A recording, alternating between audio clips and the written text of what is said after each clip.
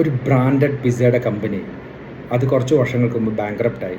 അവർക്ക് ബിസിനസ് ചെയ്യാൻ ബുദ്ധിമുട്ടായി. അവർ ബാൻഡായി. അവരുടെ ബിസിനസ് ആകെ തകർന്നു. കാരണം എന്താണെന്നല്ലേ, അവരുടെ കസ്റ്റമേഴ്സിൻ്റെ കംപ്ലയിൻ്റ് ആയിരുന്നു. കാരണം അവർ ഓർഡർ ചെയ്ത പിസ്സ വീട്ടിലെത്തുന്ന മണിക്കൂറുകൾക്ക് ശേഷമാണ്. തണുത്തുറഞ്ഞ് കഴിക്കാൻ പറ്റാത്തൊരവസ്ഥയിലാണ് പിസ്സ വീട്ടിലെത്തുന്നത് പറയുന്ന വലിയൊരു കംപ്ലയിൻറ്റിൻ്റെ മുകളിൽ അവരുടെ ബിസിനസ് ആകെ തകരുകയും അവരുടെ സെയിൽസ് കുറയുകയും കമ്പനി ബാങ്ക്രപ്റ്റ് ആവുകയും ചെയ്തു. പക്ഷേ അതുകൊണ്ട് അവർ തകർന്നിട്ടില്ല. അവർ തിരിച്ചു വന്നു. അവർ ലോഞ്ച് ചെയ്തു അവരുടെ ബിസിനസ്സിനെ പുതിയ ഐഡിയയുമായിട്ട്, പുതിയ ആശയങ്ങളുമായിട്ട് അവർ തിരിച്ചു വന്നു.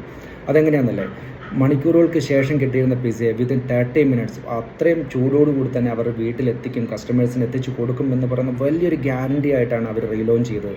ആൻഡ് സക്സസ്ഫുള്ളി അവരത് ഇംപ്ലിമെൻറ്റ് ചെയ്യുകയും ചെയ്തു. നമുക്കറിയാം അത് ഏതാ ബ്രാൻഡ് എന്നുള്ളത്. ഞാനത് ഡൊമിനോസ് എന്ന് പറയുന്ന വലിയൊരു പിസ്സയുടെ കമ്പനിയെക്കുറിച്ചാണ് ഞാനിപ്പോൾ നിങ്ങളോട് സംസാരിച്ചത്.